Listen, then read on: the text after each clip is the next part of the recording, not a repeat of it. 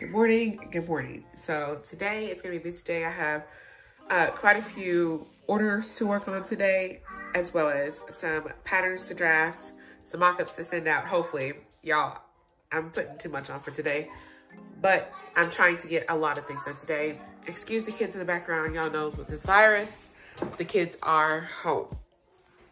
So today the first thing I'm gonna work on is finishing up a wedding dress that I've been working on. If you follow me on Instagram, you'll probably see it. It's the silk crepe and lace wedding dress that I've been working on. All I have left to do is put buttons on it. So I'm gonna show you guys what it looks like. So this is what it looks like as of now. It looks a little bit weird in the bust area because I've got the cups in there and this is a B cup and my dress form is D. And it's a little bit wrinkled because it's been folded up and it's been waiting for the buttons to arrive, but the buttons have arrived and this is what the dress looks like for now. I didn't make a tutorial on how I made this dress because I have a dress very similar to this on my my channel already. It's just an arm's eye princessy with my signature mesh panel that I always put. It needs steaming, y'all. And then it has a slit here. It's fully lined with a silk charmeuse. And this is the silk crepe back satin. It has a little bit of stretch to it. Then it has lace applique and a full illusion back. And a godet in the back as well. So what's left to do is covers a shiz ton of buttons, put the buttons on, and then give it a really good steam and finish, do some finishing work on it. So the first thing I'm gonna do is cover the buttons because that's the most dreaded thing, so I'm gonna do it first.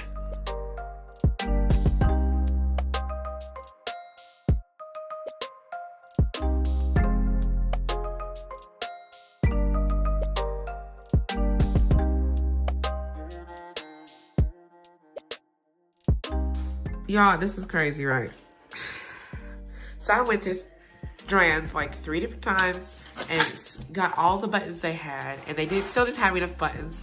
So then I ordered the buttons online, and I'm such a dumbass that I ordered buttons with flat backs and not the shanks. Lord help me. Have you guys ever used flat back buttons before? Oh, I'm so irritated. Okay, so I'm slightly irritated because I wanted to finish this dress up and get it all into like the finishing area, but I don't have enough buttons, and the buttons I ordered were flat backs and not with the shanks like a freaking idiot.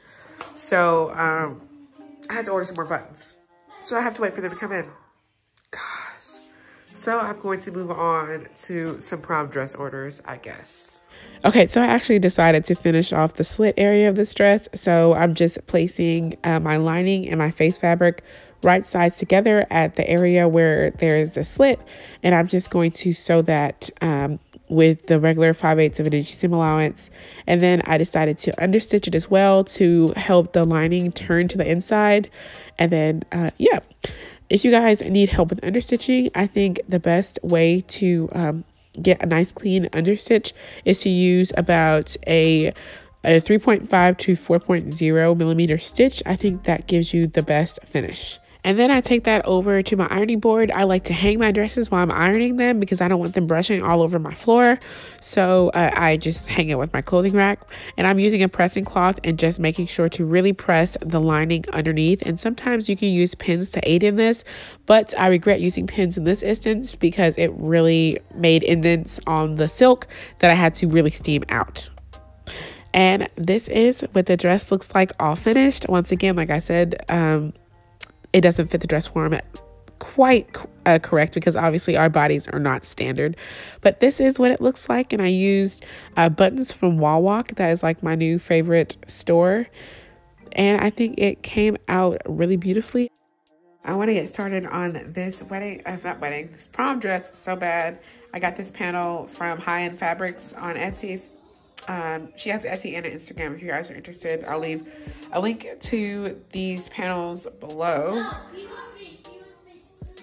Gorgeous. And then this, I got this lace custom dot, not lace, this illusion mesh custom dyed to her skin tone. So I'll work on these a little bit later on in the day. But today I need to work on some pattern drafting. Okay, so for all my clients, when I initially make their patterns, I always make a full mock-up for them to come in and try on, or I mail it to them and they try it on like via FaceTime or something. So I always keep a bolt of muslin on hand. I buy the 15-yard bolt from Joann's, and it's perfect to always keep around. You can use it for like pattern making, draping, and using it as an underlining to give your fabric some more stability if it needs it. Okay, so I'm going to work on sewing this mock-up here for one of my clients. And I'll probably film a time lapse of me sewing together the mock-up. I have all the pieces cut out and they've been sitting in this bin for like 2 weeks. And look what else I found in this bin. Oh my goodness. This is from my second baby. Lord. Anyway, the time flies, doesn't it? But yeah, like I said, I'm going to sew together this mock-up and then I'm going to alter it. I should have only did like a half, but I cut out both sides like an idiot. I'm going to sew it up, put it on the dress form, and then alter it so that it's the exact design that we want. And then I will probably show you guys all of that. Excited about this dress because it is going to be a black wedding dress. I think her wedding is going to be on Halloween or sometime around there. And we're going to be using one of these laces. And you know what I've been really into lately, and I've been seeing a lot in like high-end wedding dresses, is they use like a French or a Chantilly lace as the base lace, and then they do like they applique like a more 3D beaded lace over it in some areas, and I think that looks really good. So I'm gonna try to sell the bride on that and see what she thinks. But yeah, these are all the laces that I am going to send her. And then for the base of the dress, I'm going to be using a silk charmeuse in black, a black silk charmeuse, and I'm using that for the base and the lining. But let me go ahead and sew this up so I can get everything shipped out. And speaking of getting things shipped out, I just got my my packaging in the mail. Doesn't it look so good, guys?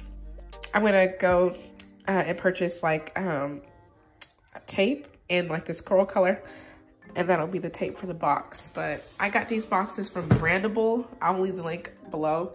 And I got like 30 boxes for like $30. So it's a really good price for good quality boxes. Environmentally friendly for those of you who care about that sort of thing like I do.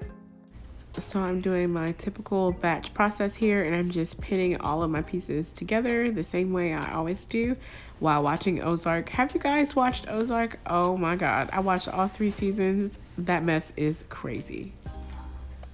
Oh, and excuse my alfalfa hair. I haven't combed my hair in about a week, and I'm not ashamed.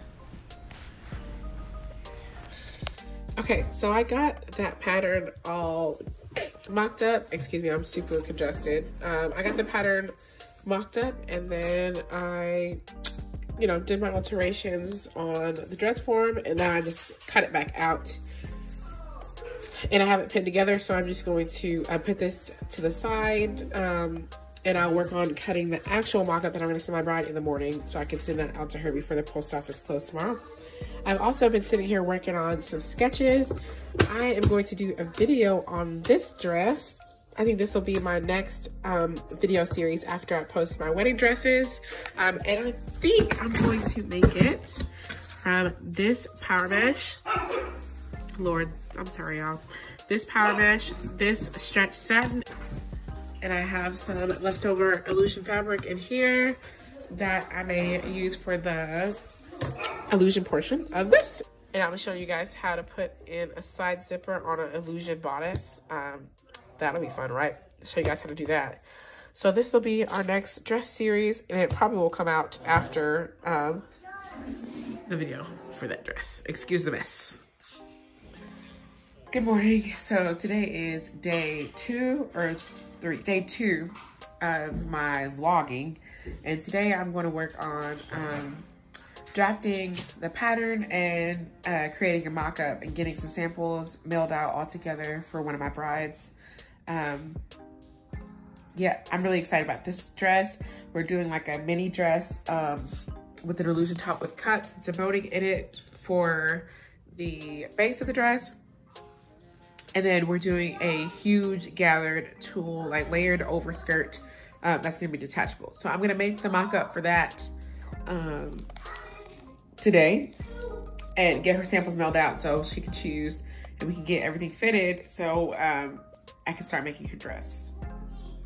Okay, so to start this, I am using that McCall's pattern that I always use as a bodice block, and I'm just tracing it around and then altering it to my client's measurements. I always do this. I like this better than drafting a pattern from scratch. It saves me so much time. So today I'm moving on to this dress. I've been wanting to make this dress for a while. It's gonna be sort of like a naked dress. I'm using this tulle as a base. I got it custom dyed from a lady on Etsy. I forget what the shop is.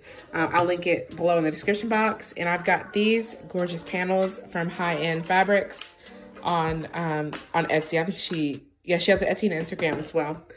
I have cut out the majority of this one. And disclosure, this is my first time working with bodice panels like this. So it's gonna be a learning experience, but I've cut it around mostly. I still got a little bit more to cut out on this side, and then I've got to cut out the back one. So I'm going to finish cutting this out, and then I'm going to figure out how we're going to do the base of the dress.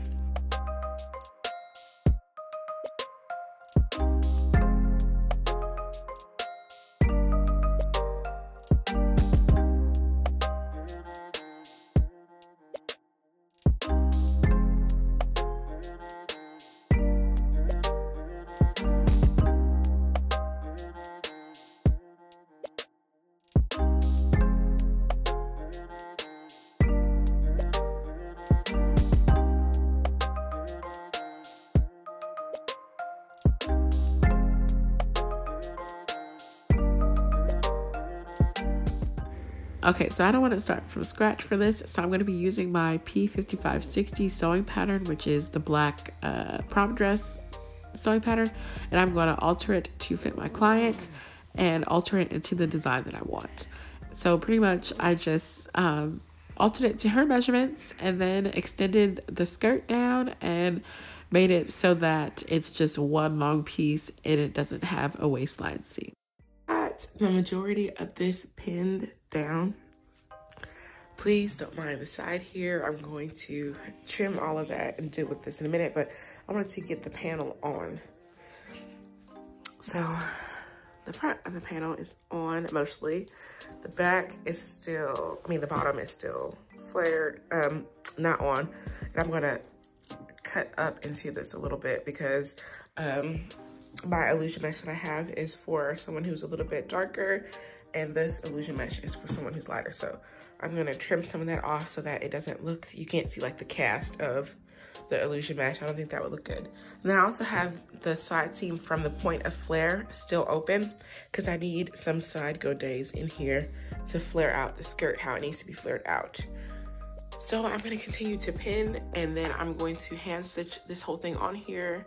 And then, yeah, I'll probably film a time lapse of this. Yeah. And this is pretty much the last project that I worked on for this week. I've kind of been really out of it, worried about everything going on with the coronavirus because it affects me more than it would affect the average young person because I have moderate to severe asthma, and I had, a heart surgery, and I have heart disease and things like that. So it makes me pretty worried. So I kind of laid on my couch for the rest of the week. But anyway, I'm pinning on this panel, and lo and behold, I pinned on this whole panel and got it like 95% of the way sewn on, and then I had to remove it. Hey guys. guys. So it's literally been like almost a week since I last recorded, and excuse my hair, I haven't combed it in like a week, but that's okay, right? So today I'm gonna explain to you guys what I'm gonna be working on. I'm gonna be starting a couple new projects, and I will probably film dedicated videos for those projects.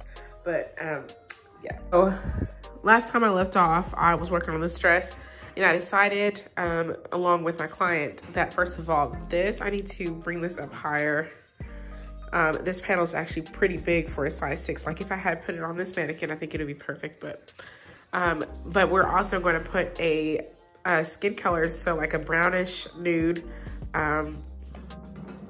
bodysuit base underneath this, so that our seam allowances are concealed and that we can so that it's more structurally sound. So I will be able to build out this dress how I'm used to, because you guys know I don't work with a lot of stretch or spandex fabrics or things like that. So this was a bit of a challenge for me, but I am going to build a whole complete bodice underneath here that will go into a bodysuit, and it will be her same skin tone.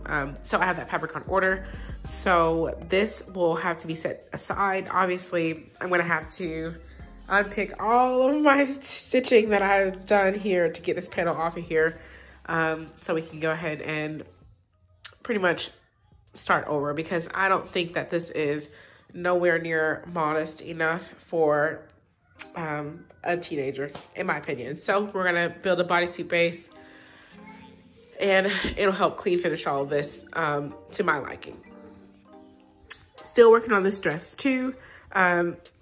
It's pretty much almost done. I just need to do the skirt, which I'm filming a dedicated video for this dress, but I had to order some tulle for the bottom of this, because I want to do first I was going to do like a satin skirt, but I decided to go ahead and do a like a gathered tulle skirt with a long train for this. So I ordered the tulle for that, so I'm waiting for that. But I have a whole drawer full of fabric here, so I want to work on something else for the time being. So that's all I've got for this week. Hopefully next week is more exciting. I hope to do a lot more smaller projects as well as work on bigger projects. Thank you guys so much for watching my video. I appreciate you guys more than you know, and I'll see you in my next one.